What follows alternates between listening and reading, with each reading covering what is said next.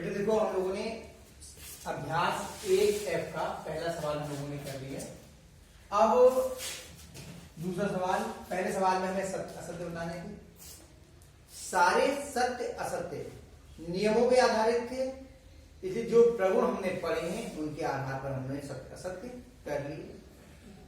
अब जो ये प्रश्न 2 है जिसमें कहा जा रहा है कि रिक्त स्थानों की पूर्ति कीजिए।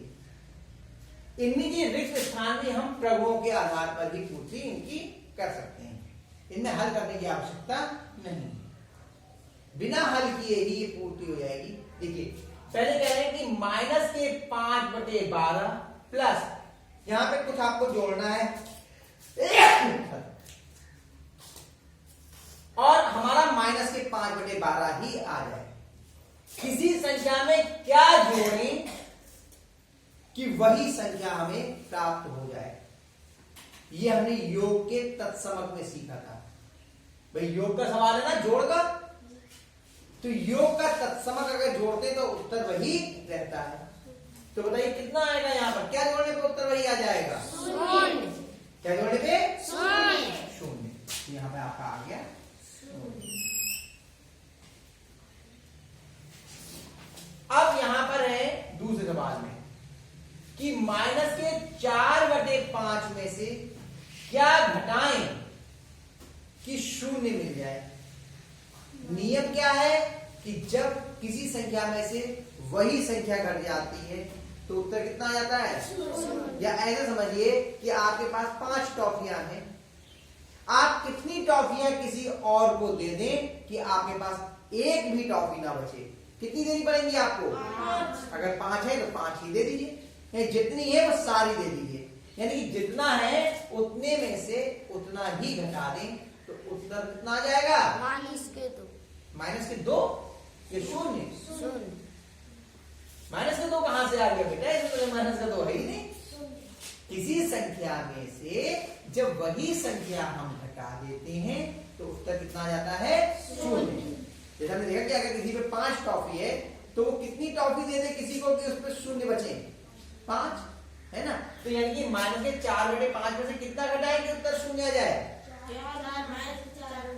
4/5 नहीं, माइनस के 4/5 है ना जी, तो गड़बड़ हो रही थी ना।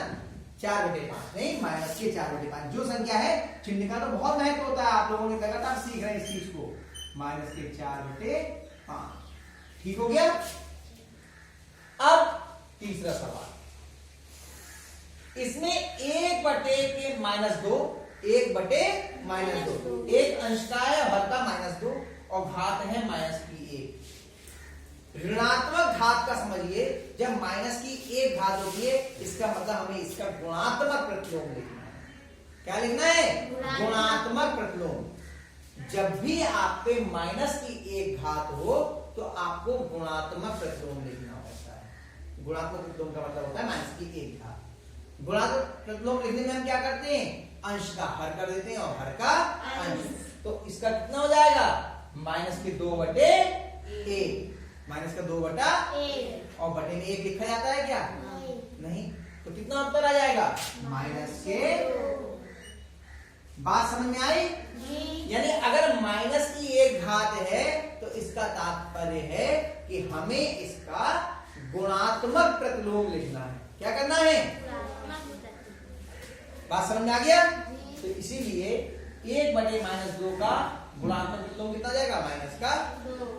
अब अगले प्रश्न में देखिए, माइनस के 2/3 गुणा 3/4 और देखिए बड़ी ब्रैकेट लगा करके हमने माइनस की घात 1 लगाई हुई है।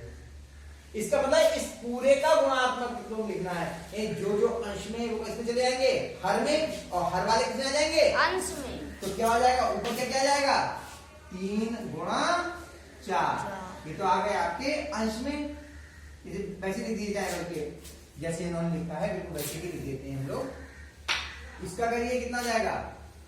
3/-2 और गुणा बड़ी ब्रैकेट से शुरू, वो बड़ी ब्रैकेट लगाने की जरूरत नहीं है क्योंकि ऊपर की घात एक खड़ी आएगी। गुणा 4/3। अब आप उत्तर इस रूप में भी लिख सकते हैं और अगर ये हल करने को कहते तो हम इसको हल भी कर सकते थे, तो ये 3 से 3 कट रहा है और 2 से 4, तो इनका उद्देश्य वो नहीं है। जो प्रश्न है वो केवल आपका ये समझने का है कि आप -1 का मतलब गुणात्मक प्रतिलोम होता है, ये आपको मालूम है या नहीं। तो ये बात समझ में आ गई। आपको अगर किसी भी संख्या पे घात -1 लगा के दे दें, इसका मतलब हमें उसका गुणात्मक प्रतिलोम है, यहाँ पर वो लिखना है। समझ आ गया? पक्का? तो इनको आराम से आप लोग बता दीजिए सबको।